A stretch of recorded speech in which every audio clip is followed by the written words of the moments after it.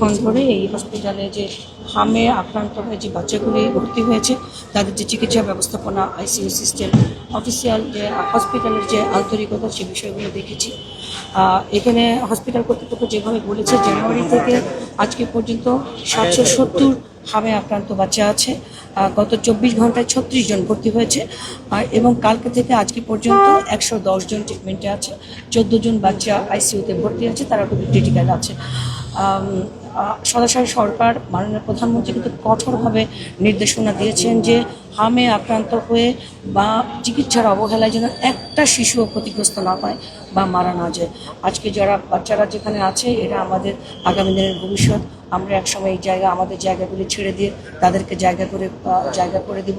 সুতরাং এই বাচ্চাগুলি যাতে একেবারে নিঃসংকোচে সুষ্ঠু চিকিৎসা ব্যবস্থাপনায় বড় হতে পারে, সেই নির্দেশনা মাননীয় প্রধানমন্ত্রী রয়েছে। এবং তিনি বলেছেন যে টিকা কার্যক্রম যাতে শতভাগ সফলভাবে কার্যকর হয়, সেই জন্য কঠোর নির্দেশনা তিনি দিয়েছেন। স্বাস্থ্য মন্ত্রণালয় সজাগ রয়েছে। জেলা প্রশাসন সবসময়ের জন্য অসহায়, দুস্থ, গরিব বাচ্চাদের পাশে থাকবে কথা দিয়েছে এবং আমরা পাশে আছি। তারই অংশ হিসেবে আজকে ভিজিট করলাম। আমরা এখানে দেখেছি যে আপনারা সাক্ষাৎকার নিয়েছেন ভ্যান চালক, একটা আসলামের 7 মাস বয়সী একটা শিশু, তাকে চিকিৎসার অভাবে ট্রিটমেন্ট করতে পারছিল না এবং তারা নিয়ে যেতে চাচ্ছিল, টাকার অভাবে নিয়ে যেতে চাচ্ছিল। সেই বাচ্চার ট্রিটমেন্টের খরচ, টোটাল খরচ জেলা প্রশাসন ঢাকা নিয়েছেন মাননীয় প্রধানমন্ত্রীর পক্ষে।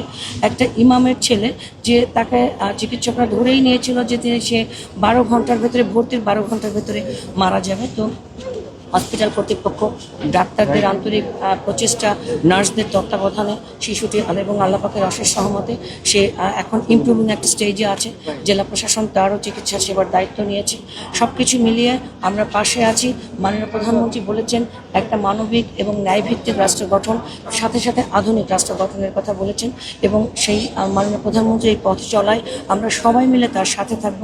আপনারা আমাদেরকে সহযোগিতা করবেন একটি ন্যায়ভিত্তিক, কল্যাণকর, মানবিক রাষ্ট্র গঠনের জন্য। আপনাদের সবাইকে ধন্যবাদ। ঠিক আছে, এটা হচ্ছে যে জরুরি বিভাগে আমরা জানি এটা ডেডিকেটেড ঘোষণা করা হয়েছে যে 3টি ডেডিকেটেড হাসপাতাল তার মধ্যে একটি হামের জন্য। কিন্তু এখানে হচ্ছে যে জরুরি বিভাগ, সেখানে একই লাইনে দাঁড়িয়ে সাধারণ রোগীর পাশাপাশি হামে আক্রান্ত যে শিশুগুলো রয়েছে, অর্থাৎ সিমটম যাদের রয়েছে, তারাও একই লাইনে দাঁড়িয়ে টিকিট কাটছে এবং ডক্টর জন্য অপেক্ষা করছে। ভিতরে কি আলাদা হতো? হ্যাঁ, হাম ছড়িয়ে পড়া একটা সংখ্যা কিন্তু থেকেই যায় এ ব্যাপারে। এবং আমি এর আগে রিপোর্টও করেছি এখানে যে এক বেড থেকে আর এক বেডে দেখা যাচ্ছে ভর্তি হয়েছিল নিউমোনিয়া নিয়ে, এখানে এসে হয়েছে তার হাম। এগুলো কিভাবে আপনারা আসলে এই হসপিটালে যে বাচ্চাগুলি আসে, তারা মাল্টি ডাইমেনশনাল প্রবলেম নিয়ে আসে এবং একদম লাস্ট স্টেজে থাকে, সেই অবস্থায় আসে। তো সঙ্গত কারণে হসপিটাল কর্তৃপক্ষ আমাকে যেভাবে বলেছেন যে ম্যাডাম এখানে খুবই ক্রিটিক্যাল স্টেজে যে বাচ্চাগুলো থাকে তারা আসে। তো আপনারা যেটা বলেছেন, আমি ডিরেক্টর মহোদয়কে বলে যাব যে অ্যাটলিস্ট লাইনটা আলাদা করুন, যে হামের বাচ্চারা এক লাইনে টিকিট কেটে ভর্তি হবে এবং জেনারেল যারা পেশেন্ট আছে তারা আর একটা লাইনে টিকিট ভর্তি যে হচ্ছে বেডগুলো তো কাছাকাছি। আচ্ছা, মানে এই আইসোলেটেড করা হবে। আচ্ছা, আইসোলেটেড করবার জন্য এটা আমি কর্তৃপক্ষকে বলেছি।